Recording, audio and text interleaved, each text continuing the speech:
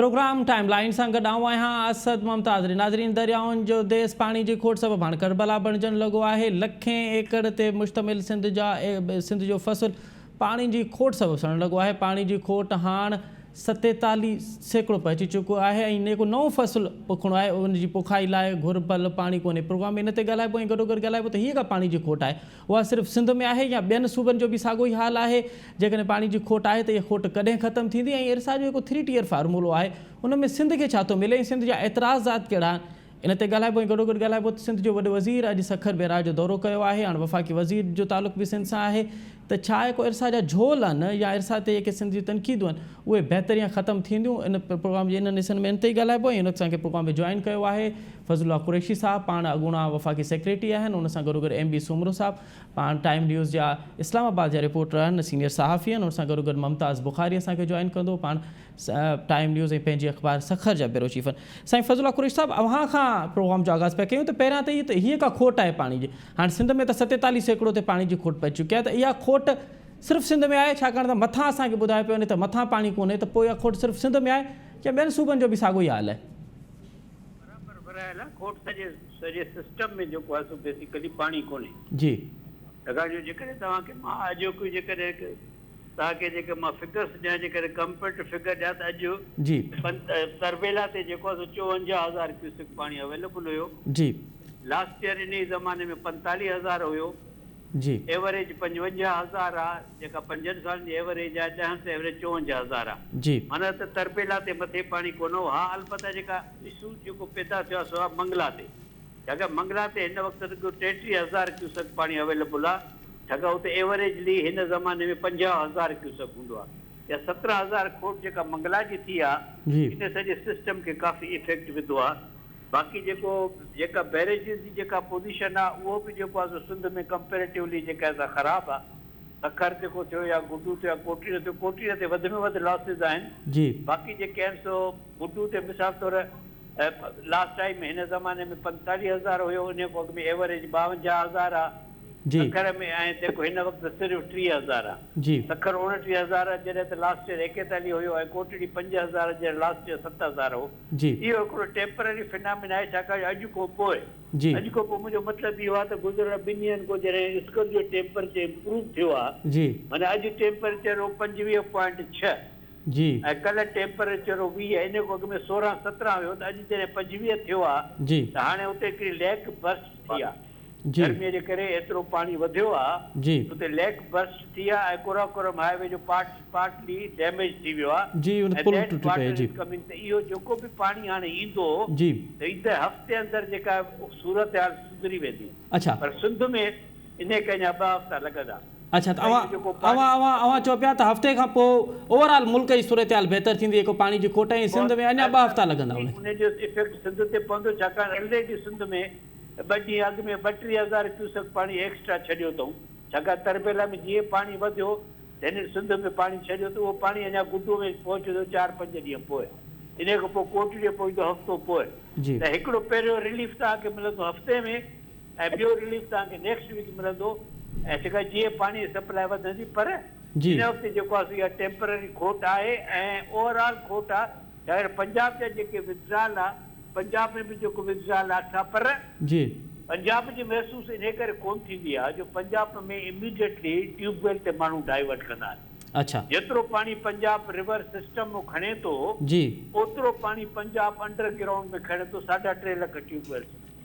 तव्हां ट्यूबवेल तव्हां वटि आहिनि कोन्हे, बि तव्हां न आहिनि, तव्हां वटि पाणी कोन्हे सही। जो माण्हू जो चवनि था जी त खोट आहे, त पंजाब में खोट छो थी महसूस थिए, ज़ाहिर बिल्कुलु सही, त जो बुनियादी सबबु इहो आहे जो पंजाब में डीज़ल ते ऐं इलेक्ट्रिसिटी ते लखा ट्यूबवेल्स आहिनि ऐं जो फ्रेश ग्राउंड वाटर उन जा पंहिंजा इम्पैक्ट अॻिते हली थींदा जी, पर इमीडिएटली हो पंहिंजे फसल खे रेस्क्यू करे सघनि था because of the ground underground water. पर कुरैशी साहब, असां वटि जेको अंडर वाटर आहे उहो एॾो फ्रेश कोन्हे न, उहो मिठो कोन्हे ऐं तव्हांजी क्वालिटी तमामु ख़राबु आहे। माण्हू इस्तेमालु कनि था मिक्स करे जी, उन जो ज़मीन ते अॻिते बि असरु पवंदो जी। तंहिंजे करे हाणे तव्हां ॾिठो त सिंध जे मिनिस्टर साहब हिकिड़े चयो त बाबा अंडरग्राउंड पाणी कोशिश करे न खणो, जी जे खणो त मिक्स करे इस्तेमाल कयो, अदरवाइज तव्हांजी ज़मीनुनि ते वाटर लॉगिंग थिए। पाणी तमामु जा कंटेंट जेके पाणीअ जा आहिनि बेयरेबल न आहिनि, एग्रीकल्चर लाइ सूटेबल कोन्हे। बिल्कुल सही। अच्छा कुरेश साहब, असां पंजाब जी ॻाल्हि कईसीं, भला KPK में छा सूरत हाल आहे? KPK में बि साॻियो बहिरान आहे जेको सिंध में? KPK में त रुगो हिकिड़ो हुन वक़्तु रुगो CRPC हूंदो आहे न, हिकिड़ो जेको आहे चश्मा राइट बैंक कनाल, जी उते जेको पाणी 4000 क्यूसेक वञे थो, उते घणो इरिगेशन सिस्टम आहे कोन। तंहिंजे करे KPK जी या बलोचिस्तान जी सूरत हाल ठीक न, जो बलोचिस्तान में बि पाणी कोन्हे, रुगो असां हुनखे पीअण जो पाणी ॾियूं था थ्रू खीरथर। जेको हुनजो ॿियो जेको मथे जेको नओं कैनाल खोलियो आहे, उहो कैनाल बि उते बंदि आहे, जेको कच्छी कैनाल आहे, उन में बि पाणी कोन्हे, उर्दू में बि पाणी कोन थो वञे, त बलोचिस्तान में पाणी ऐं बलोचिस्तान खे हिन स्टेज ते पाणी हूंदो बि कोन्हे, जो अकाड में बलोचिस्तान लाइ मुख़्तलिफ़ पाणी थियल आहे। असांजे लाइ अकाड में जेको पाणी आहे, जेको हिन 10 डेलीज़ में असांखे उनजो अधु पियो मिले, जेकी त खोट डिक्लेयर कयूं था। ऐं ऑब्वियसली पंजाब में बि फ्लोज घटि आहिनि, पर उते छा आहे जो they try to manage it through underground water. अच्छा कुरेश साहब, जॾहिं पाणी जी खोट थिए थी पई त ओवरऑल मुल्क में खोट आहे, त पोइ फार्मूलो कहिड़ो आहे? पोइ कहिड़े फार्मूले ते असां जेको आहे पाणी जी विर्छ थी करे? फार्मूला त ॾिसो, इहो जेको 3 टियर हथरादू फार्मूला आहे न, जी अनफॉर्चुनेटली उहो 3 टियर फार्मूला बि असांजे सिंधी चेयरमैन ठाहियो हुयो, नसर राजपूत साहब हुयो, जी उन ज़माने में इहो फार्मूला ठहियो। इहो फार्मूला अकाड जो हिसो कोन्हे, इनखे नकली तौर अकाड जो हिसो बणायो वियो आहे, ऐं इहो जेको केस CCI में पेंडिंग आहे। जी त तव्हांजे चैनल जे थ्रू अॼु मुंहिंजी अपील हुई, जी छाकाणि हाणे गवर्नमेंट कोalition गवर्नमेंट आहे, जी जी जी असांजो केस CCI में पियल आहे, जी मिनिस्टर वाटर सिंधी आहे, जी पहिरीं प्रियारिटी इहो घुरिजे त ॿ स्टेज ज़रूरु खणे, हिकिड़ो त 3 टियर फार्मूला खे परमनेंटली ख़तमु कराइजे। जी ॿियो जेको आहे इरसा में जेको एडिशनल मेंबर जेको सिंध जो मंज़ूर थियो, जी हिन मुशरफ साहब फ़ैसिलो कयो, जी सिंध जो एडिशनल मेंबर जेको थींदो सो सिंध मां थींदो, जी उहो पोइ पहिरियां 2 दफ़ा 2 टे ॾींहं सिंध को मिलिया, जी गुज़िरियल 10 सालनि खां सिंध खे उहो मेंबर न मिलियो आहे। इहे 2 फ़ैसिला वापसि करणु घुरिजनि, जी ऐं ॿई केस CCI में पिया आहिनि। जी it is for the chief minister and our minister water, जी इहे इशू सिंध जा रिज़ॉल्व कराइनि, इहो कंप्लेंट असांजी ख़तमु थिए। ठीक है। अच्छा MB भाउ, MB सुमरो साहब, हाणे जेका ॻाल्हि फज़ुल्ला कुरैशी साहब करे थो, त हिकु 3 टियर फार्मूला आहे, उहो नकली फार्मूला आहे, बनिस्बत बदकिस्मती सां उहो हिकिड़े सिंध जे नुमाइंदे जेको आहे उहो तयारु कयो। त बुनियादी तौर ते इहो 3 टियर फार्मूलो आहे छा? सिंध खे हुन ते एतिराज़ात कहिड़ा आहिनि, इहो ॿुधाइजो। ॿियो हिकु अटार्नी जनरल रिपोर्ट ॾिनी सिंध जे केस जे हवाले सां, उहा छा रिपोर्ट हुई? हाणे जेको फज़ुल्ला साहब चवे थो त उहो ठीकु आहे, उन टाइम हिकिड़ो सिंध सां तालुक़ु रखंदड़ हुयो मौजूदु, पर जेको इहो फार्मूलो ठहियो हुयो उहो सिद्दीकी साहब पंजाब जे हिकिड़े आफ़ाक़ी अमलदार ठाहियो हुयो, ऐं उन ते पंजाब जो हाणे इन फार्मूले तहत हिकु त इहो फार्मूलो बुनियादी तौर ते जेको पाणी ठाह आहे उनजे ख़िलाफ़ आहे, ऐं जेको पाणी जी मौजूदगी जा हिकिड़ा टियर्स ॾिनल आहिनि, त हेतिरो पाणी मौजूदु हूंदो त हिन टियर्स ते विर्छ थींदी, ऐं हेतिरो पाणी मौजूदु हूंदो त हिन पहिरां तहत डिस्ट्रीब्यूशन थींदी। हाणे इन फार्मूलो 2002 में आयो आहे। इन फार्मूले खां पोइ हिन वक़्त ताईं इरसा इहे सम्झो त पाणी ठाह खे खणी पासे ते उछलाए छॾियो आहे, ऐं हिकिड़ो जेको पंजाब जो जेको फार्मूलो तजवीज़ थियल आहे उन ते ई पाणी जी डिस्ट्रीब्यूशन थिए थी।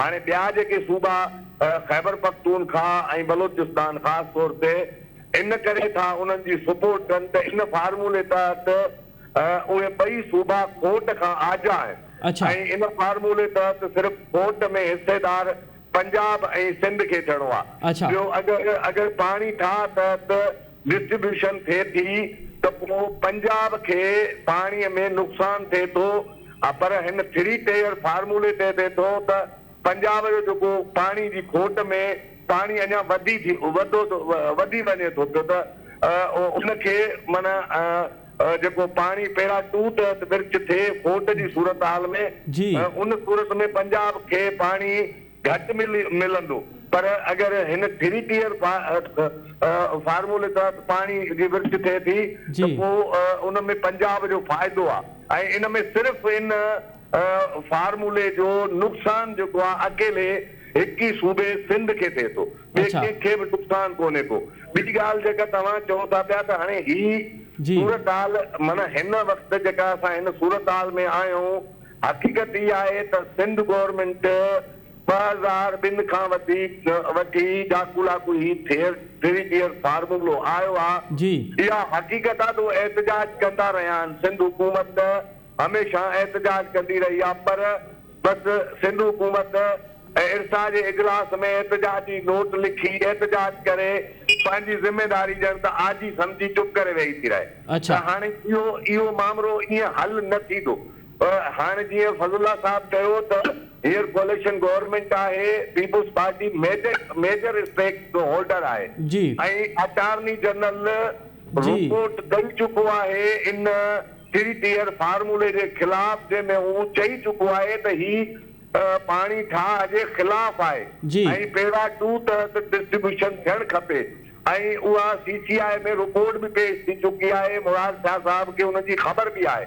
हाणे इनखे अगरि जंगी बुनियादनि ते या वाकई मामले खे सूरत हाल खे संगीनी खे सिंध हुकूमत सम्झे त हिन वक़्तु ताईं सिंध जे वॾे वज़ीर चीफ मिनिस्टर वज़ीर आज़म खे ख़त लिखी चुको हुजे हा, ख़त बि देर सां वञी सघे थो, फोन करे सघे पियो त बाबा CCI जो इजलास घुरायो, हिन मैटर खे हंगामी बुनियादनि ते कयो। 47% खोट त माना असीं था चऊं, पर अॼु हिन वक़्त जी आऊं तव्हांखे सिचुएशन ॿुधायां त 80,000 जी असांजी इंडेज आहे, 80,000 असां पाणी जी घुरियो आहे, पर हिन वक़्तु अॼु गुड्डू बैराज ते जेका पाणीअ जो जेके वहकिरा आहिनि उहे 30,000 क्यूसिक्स आहिनि। मतलब असांखे 50,000 क्यूसिक्स अञा वधीक खपे, घटि मिलनि था, त मतलब असांजी 47% खां खोट वधीक आहे। पर हाणे छा आहे त टेम्परेचर जेको आहे उहो मुल्क में वधियो आहे, ग्लेशियर थोरो वधीक पिघरिया आहिनि ऐं काबुल दरिया में छो त अफगानिस्तान में ॿोॾ आई आहे त काबुल दरिया जा वहकिरा वधिया आहिनि। त हाणे हिकिड़ी उम्मीद आहे त मथे पाणी आयो आहे त उहो थोरी बहितरी आई आहे, उहो हेठि ताईं ईंदो, उतां बि पाणी असांखे ॾींदा त जीअं फज़लुल्लाह साहब चयो उहो पाणी गुड्डू बैराज ते सिंध जी बैराज ते पहुचण ताईं 4 खां 5 ॾींहं लॻंदा।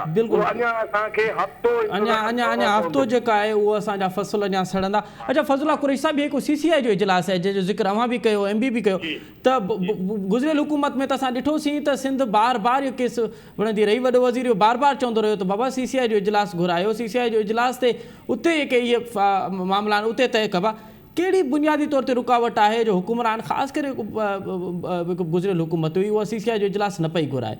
न CCI जो इजलास गुज़िरियल हुकूमत 2-3 दफ़ा घुरायो, पर असां उते पंहिंजो वज़न न विझी सघियासीं। अच्छा, पोइ थी सघे थो त असांखे एतिरी ताक़त न हुजे, असां केस तयारु हुया। सूरत में असांजो केस गुज़िरियल जीअं MB साहब चयो त असांजो केस साधन वठी तयारु आहे, असांजो केस मज़बूत आहे। एतिरे क़दुरु जो मुशर्रफ गवर्नमेंट में बि लॉ डिपार्टमेंट एडवाइस ॾिनी त इहो 3 टियर सिस्टम जेको आहे सही कोन्हे, उनखे बि कोन मञियो। उन ॻाल्हि खे तक़रीबन 15-20 साल थी विया। तंहिंखां पोइ गुज़िरियल 3-4 साल वठी अटॉर्नी जनरल इहो चयो आहे त इहो जेको फार्मूला जेको आहे सो ठहराए जे मुखालिफ़ आहे, सभु छाकाणि जो उहो पंजाब खे सूट थो करे। हिन मुल्क में जेका ॻाल्हि पंजाब खे सूट कंदी आहे सा थींदी आहे, ॿी काई ॻाल्हि न थींदी आहे। पंजाब जे सूटेबिलिटी, हालांकि एतिरो घणो पाणी कोन्हे, पर खोटे जो सूरत में थोरो वधीक कीमती आहे। हिकु या 2 MF जो हुजे, पर त बि असां लाइ त हिकु MF जेको आहे सो कीमती आहे। बिल्कुलु सही। करे जेको आहे so obviously this is high time. बिल्कुलु सही। ऐं इमरजेंसी मीटिंग भी थी सघे थी, ॿिन्ही जो नोटिस ते मीटिंग थी सघे थी। We must get rid of this formula. Exactly, बिल्कुलु सही था चओ।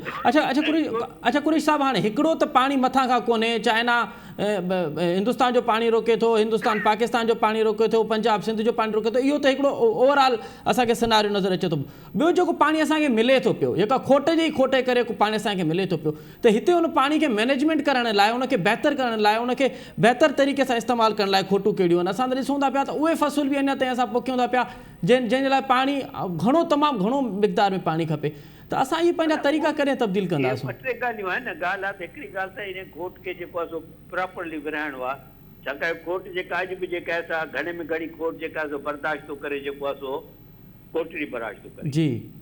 गुडू ते त ख़ैर इंडेट आहे ई कोन, गुडू जा त सभु वाह जेके बंदि आहिनि। सखर में एतिरी खोट कोन्हे जेतिरी खोट जेका आहे गुडू कोटड़ी ते आहे। छाकाणि सखर जो जेको आहे हिन वक़्तु सखर जा जेके राइट बैंक जा कैनाल आहिनि, जेके चांवरनि वारा कैनाल, उहे त बंदि। लेफ्ट बैंक जा हितां त सिंध जी जेका बि एरिस्टोक्रेसी, ब्यूरोक्रेसी, पॉलिटिकल पावर आहे, सो आहे लेफ्ट बैंक ते।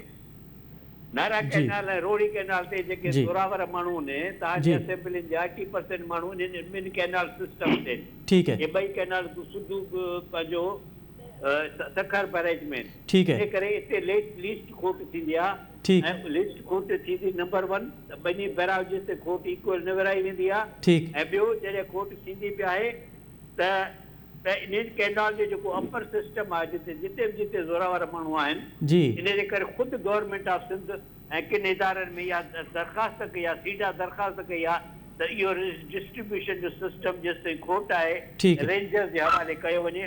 जो जेके ज़ोरावर माण्हुनि ते इहो त साईं कल्ह असांजे काल कुरैशी साहिबु असांजे प्रोग्राम में जेको इरिगेशन जो वज़ीर हो उन एतिराफ़ कयो त वाक़ई पाणी चोरी थिए थी पई ऐं के बासर माण्हू आहिनि उहे हर वाह ते ॼण उहे चोरी कनि था पिया। असां कोशिशि कयूं था पिया, हाणे 14 सालनि खां पीपल्स पार्टी जी हुकूमत आहे, उहा केतिरी कोशिशि कनि था पिया पाणी चोरी खे रोकण लाइ। उहो असां सभिनी तव्हां ॾिसो, तव्हां चैनल वारा वेठा आहियो न सॼे सिंध में, तव्हां आइडेंटिफाई कयो माण्हू बासर चई करे माण्हू ढकियो छो था पिया। असेंबलियुनि में नाला खणो, जेके मेंबर वेठा तंहिंजा नाला खणो। बिल्कुलु सही पिया इहा ॻाल्हि सही पिया कयो, इहा ॻाल्हि सही पिया कयो। हाणे सखर जी जेका सूरत हाल आहे, जेको अव्हां बि ज़िक्र कयो त जेको सखर बैराज जो मामिलो आहे, उहो वधीक इफेक्ट थिए थो पियो। त मुमताज़ बुखारी असांखे जॉइन कयो। मुमताज़, इहो त ॿुधाइजो, अॼु जॾहिं वज़ीर आला दौरो कयो सखर बैराज जो, त उते उन छा ऐलान कयो आहे त हीउ पाणी जो केस कीअं विढ़ंदा? ऐं ॿियो, असां लाड़ में त ॾिसूं था पिया त हिन वक़्तु फुटी बि मुतासिर थिए थी पई ऐं ॿिया फ़सुल बि मुतासिर थियनि था पिया। उत्तर जा फ़सुल जेके आहिनि उहे थोरा पिछाटा आहिनि, त हिन वक़्तु कहिड़ा कहिड़ा फ़सुल मुतासिर थियनि था पिया पाणी जी खोट जे करे? जी महिरबानी। हाणे ॾिसो, जेके सिंध जे वॾे वज़ीर हिते सखर में प्रेस ब्रीफिंग कई आहे, हुन में जहिड़ो कर त हुन ॿई हथ मथे करे छॾिया। अच्छा, हुन खां जॾहिं पुछियो, आवाज़ अचे पियो? जी जी जी जी मुमताज़, जी मुमताज़ साहब, जी मुमताज़ साहब आवाज़ अचे पियो, कंटिन्यू कजो प्लीज़। जी हा, त सिंध जे वॾे वज़ीर हिते चयो त जॾहिं पुछियो वियो त बासर माण्हू पाणी चोरी था कनि, उन्हनि वटि पाणी वञे थो, ग़रीबनि वटि नथो वञे, जेके आम नंढो आबादकार आहे उन वटि नथो वञे। उन ते हिकिड़ो हैरत अंगेज़ जवाबु वॾे वज़ीर ॾिनो त मूंखां वधीक को बासर आहे, दादू कैनाल में मूंखे ॿुड़ी पाणी मिले पियो, ज़ीरो पाणी आहे। ऐं हुन चयो त इहा पाणी जी खोट जो जेको सबबु आहे उहो वफ़ाक़ पारां जेकी पाणी जी विर्छ आहे 91 वारे ठाह ते अमल न पियो कयो वञे। 29% पाणी असांखे खोट करणी, माना जेकी चइनी सूबनि जे विच में थियणी, हुनजी भेट में 42 खां 50% जे विच में पाणी जी खोट आहे। इन करे पाणी असां ॾेई नथा सघूं ऐं कोटड़ी वटि बि अञा वधीक पाणी जी खोट थी रही आहे। सिंध जे वॾे वज़ीर ते जहिड़ो कर ॿई हथ मथे करे छॾिया त हाणे पाणी जेको आहे सॼो वफ़ाक़ जो मामिलो आहे। जॾहिं हुन सां गॾु वफ़ाक़ जो पाणी वारो वज़ीर ख़ुर्शीद अहमद शाह बि प्रेस कॉन्फ्रेंस में गॾु हुयो ऐं पोइ मूं ॾिठो त उहो मुरकी रहियो हो त हाणे हिक ॿिए खे छा चवनि त वफ़ाक़ असांजो पाणी खणी वियो, असां खणी वियो, केरु खणी वियो? जी तो असुल मसइलो पाणी जी वाटर मैनेजमेंट जो। त सखर में हाणे सूरत हाल इहा आहे त सखर मां पाणी जेको राइट साइड आहे, जेके 3 कैनाल आहिनि सारियाले फसल जा, टिनी में पाणी कोन्हे, दादू में, खीरसर में, राइस कैनाल में, ऐं साॻी रीति जेके पट फीडर या गुडू वटां जेके निकिरनि था 3 कैनाल्स आहिनि, उन्हनि में बि जेतोणीकि हिकिड़ो घोटी फीडर लेफ्ट जो आहे जेको ख़रीफ जे पाणी जो, उते बि ज़ीरो पाणी आहे, उते बि पाणी न पियो ॾिनो वञे। त पोइ मुमताज़ कहिड़ा कहिड़ा फ़सुल जेके आहिनि उहे मुतासिर थिया अथनि? फसल ॾिसो, ख़रीफ जा जेके बि सिंध जो जेको क्रॉप आहे, मेजर क्रॉप ख़रीफ में हूंदो आहे, जेको जेके कैश क्रॉप चइबो आहे, ऐं जेको वधि में वधि पैसो आबादकार खे कैश क्रॉप मां ईंदो आहे। कमांड वॾे में वॾो फ़सुलु आहे, उनखां सवाइ वण थियनि था, सब्जियूं थियनि थियूं, ऐं जेको जो मेवनि जो फ़सुलु आहे उहो थिए थो, जंहिंमें बाग़ आहिनि उहे थियनि था। जेके मेजर क्रॉप आहे जेको उहो समूरो मुतासिर थियो आहे। ख़रीफ में सारियालो फ़सुलु पोखियो वेंदो आहे राइट बैंक ते, उहो अञा ताईं पोखिजी न सघियो आहे, जेको मई जे में आमतौर ते खरिया कढी पाणी ॾेई करे ऐं पोखी शुरू कई वेंदी आहे, पर उहा असांखे उहा पोखी जा पाणी न वियो आहे राइट साइड ते, त उहो पोखी जो सवाल ई फ़िलहाल बाद जो आहे, छो त हिन वक़्त ते पाणी मौजूदु कोन्हे। राइट कैनाल जेके आहिनि समूरा ॿिन्ही मेन बैराजिस जा, त इहो मुख्य फ़सुलु इहो मुतासिर थिए पियो ख़रीफ वारो समूरो।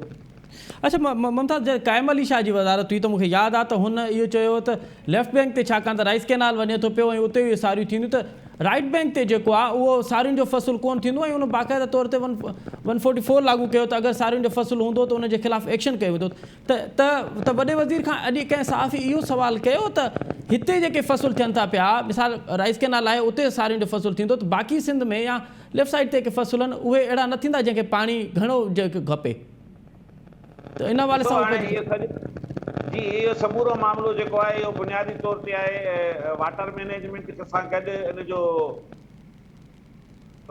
एग्रीकल्चर पॉलिसी आहे उन ते अमल दरामद जो पाण हाणे ॾिठो आहे जेकी एग्रीकल्चर पॉलिसी आहे उन ते अमल कोन थो थिए जेको क्रॉप जी जेकी उहा पैटर्निंग आहे उहा हाणे तब्दील थियणु घुरिजे छो त पाणी जा जेके वोकरा आहिनि उन्हनि जो बि जेका तब्दीली अची वई आहे मौसमियाती तब्दीली जे करे उहा असां वटि न पई थिए क्रॉप पैटर्निंग न थियण जे करे हाणे थियो इहो त जॾहिं पाणी असां वटि मौजूदु हूंदो आहे उन वक़्तु जेका फ़सुल असां वटि न थी रहिया हूंदा आहिनि इहे क्रॉप पैटर्निंग जो बुनियादी तौर ते ज़रई पॉलिसी जो मसइलो आहे ज़रई पॉलिसी ते अमल दरामद न थियण जे करे जेकी बि मौजूदु आहे उन ते बि अमल नथो थिए ॿियो त वरी उनमें तब्दीली जी गुंजाइश आहे पाणी जी नवनि वोकरनि जे जेके तरीक़ेकार हाणे पैदा थियल आहे मौसमियाती तब्दीलियुनि सां उन मूजिबि चेंज थियणु घुरिजे ऐं ख़ुदि जेको पाणी अकार्ड आहे उहो रिविज़िट थियण जी ज़रूरत आहे छो त जॾहिं 1991 में पाणी जो ठाह थियो त उन वक़्तु क्रॉप पैटर्निंग या माहौलियाती तब्दीली जी सूरत हाल ॿी हुई हाणे ॿी आहे हाणे सिंध खे त पाणी उन वक़्तु वठणु घुरिजे जॾहिं दरियाउनि में पाणी मौजूदु हुजे बिल्कुलु सही सीज़न में न वठणु घुरिजे जॾहिं पाणी मौजूदु न आहे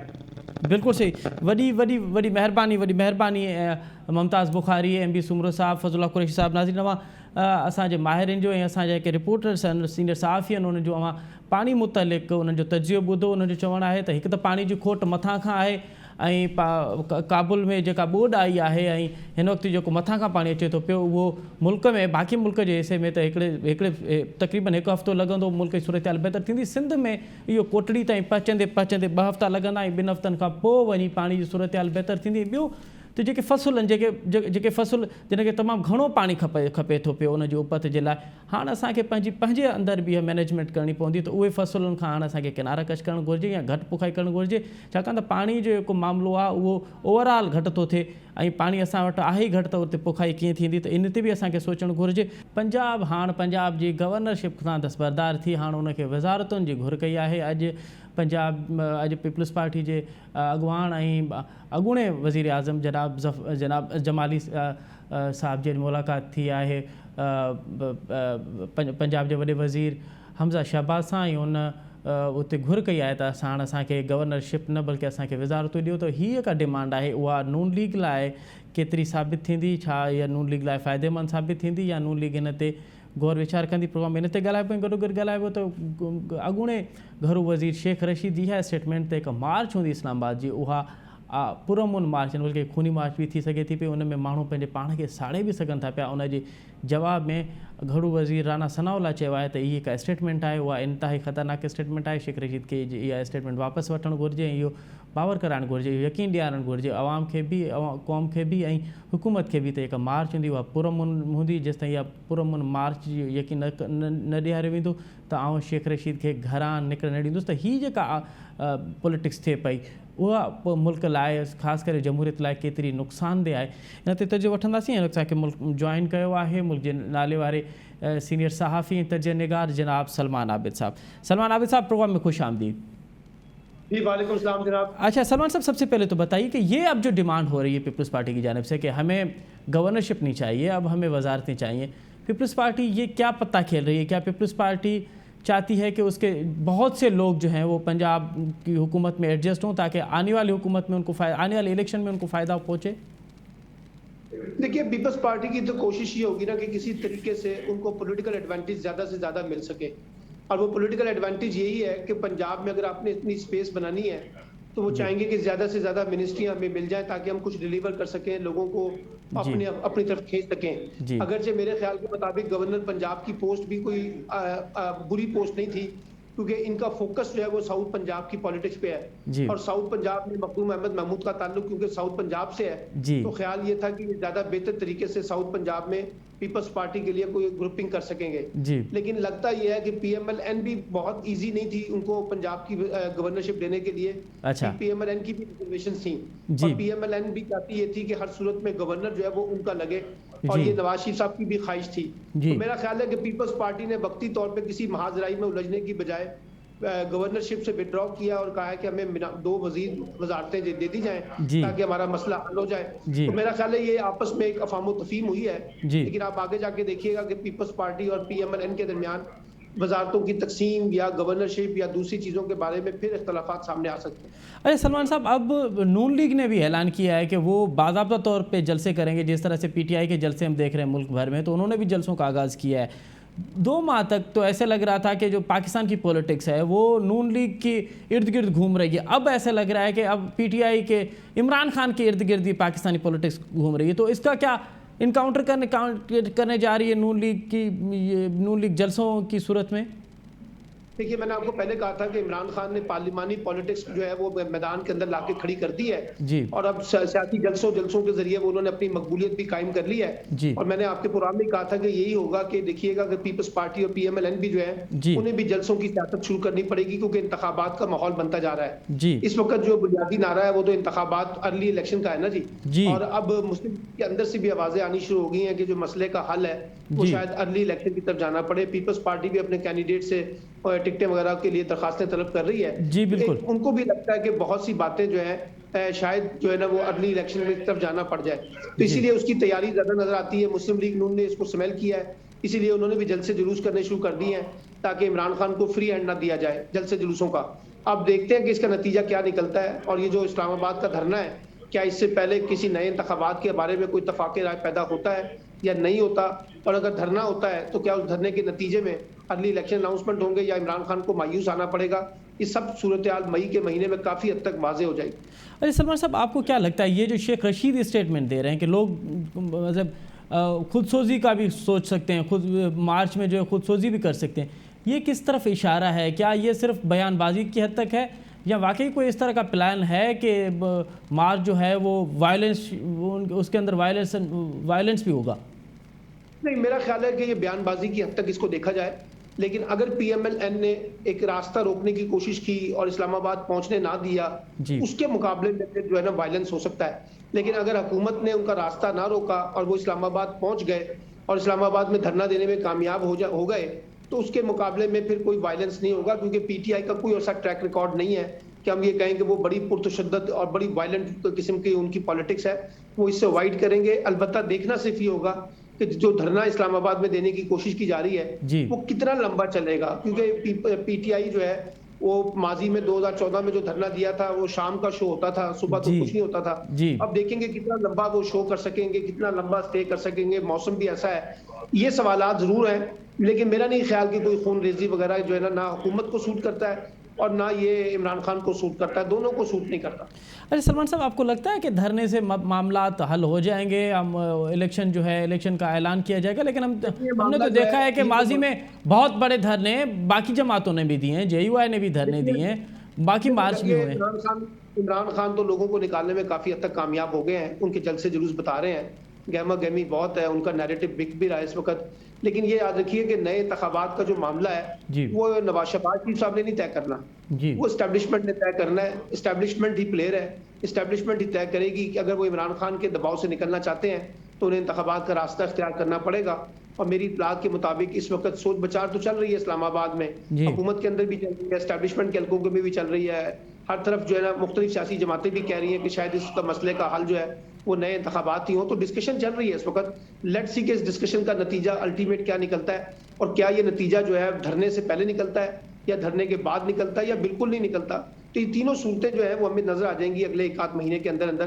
ساری پالیٹکس مئی میں کافی حد تک سچویشن کلیئر ہو جائے گی. سلمان عابد صاحب، یہ جو ڈی سیٹ والا معاملہ تھا وہ کہاں پہنچے گا؟ آپ کو لگتا ہے کہ یہ پی ٹی آئی جو ہے وہ استعفیٰ والے معاملے پہ سیریس ہے؟ استعفیٰ دیں گی وہ قومی اسمبلی اور صوبائی اسمبلی کی نشستوں سے، یا وہ بھی کہہ رہے ہیں کہ دھرنے کے بعد کی معاملات کو دیکھا جائے گا؟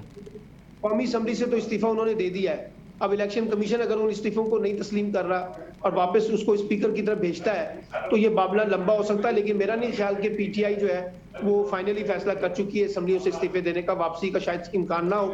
البتہ جو پنجاب اسمبلی میں जो इलेक्शन कमीशन को रेफरेंस भेजे गए हैं मुनर्रिफ अरकान के, मुझे उनके बारे में लगता है कि वो डी सीट हो जाएंगे अगले आने वाले चंद दिनों के अंदर, और अगर वो डी सीट हो जाते हैं तो फिर हमजा शहबाज साहब की हुकूमत भी स्टेक पे होगी, क्योंकि फिर वो उनके पास एतमाद का वोट हासिल नहीं होगा।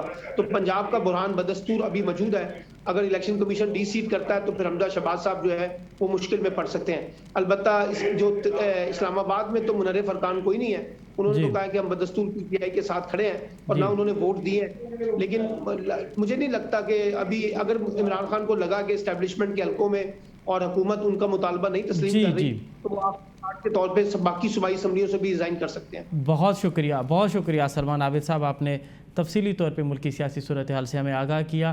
नज़ीर अवाम मुल्क के नाले वाले सीनियर सहाफ़ी तर्ज निगार सलमान आबिद साहब तजुर्बे उन्होंने चवणो त मई जे महीने जे आख़िर में सूरत हाल जेका आहे उहा क्लियर थी वेंदी त छा मुल्क में नयूं चूंडियुनि जो ऐलान थी थो पियो या वरी हीअ जेका असेंबली आहे उहा कंटिन्यू कंदी। मई जो महीनो फ़ैसिलो कंदो। हाणे ॾिसणो ई आहे त मई जे महीने में मुल्क की सियासी सूरत हाल कहिड़ी थी थिए। बीहे हिते प्रोग्राम जे वक़्तु पंहिंजी पुॼाणी थो पहुचे। असद मुमताज़ ॾींदा इजाज़त, सदाईं गॾु।